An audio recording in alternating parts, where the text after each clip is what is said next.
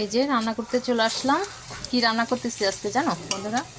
আজকে খুব মজার একটা জিনিস রান্না করতেছি। এটা হচ্ছে যে বড় বড় এই বাগদা চিংড়ি মাছ আছে না, তাই রান্না করব। তারপর সাথে কচু শাক আছে, কচু শাকটা ভাজি করব। তাই এটা রান্না করতেছি হচ্ছে ইয়ে শাশুড়ি আম্মা আছে, ছোট বাচ্চারা আছে। আর এই মাছটা খেতে সবাই পছন্দ করে। দেখা যায় বয়স্ক মানুষ তো, তারও খুব পছন্দের মাছ।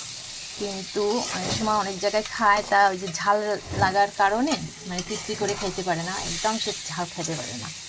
একদম ঝাল কম দিয়ে করে রাঁধতেছি, একটু দুধ দেবানে। আর এই তো যাতে খেতে পারে, সবাই পছন্দ করে। চিংড়ি মাছটা আসলে সবার পছন্দের জিনিস। আর এই যে খুলনার মানুষরা এই চিংড়ি মাছটার দাম অনেক বেশি, তো খেতে অনেক মজার হলেও আমরা রেগুলার সবসময় খাওয়া হয়ে ওঠে না।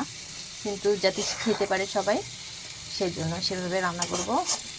আর যেহেতু ওনার খুব পছন্দ, তা যাতে একটু মন ভরে খাইতে পারে সেভাবে ঝাল কম দিয়ে রান্না করে দেবো। আমার বাচ্চারাও ইদানিং খুব পছন্দ, মানে চিংড়ি মাছ খুব, মানে খালি চিংড়ি মাছ খাবো বলে। কিন্তু আসলে ওই যে অ্যালার্জির প্রবলেম, দামের সাথেও একটা যার কারণে বেশি একটা খাওয়া হয়ে ওঠে না। তা কেমন রান্না হচ্ছে জানাতে ভুলবেন না কিন্তু।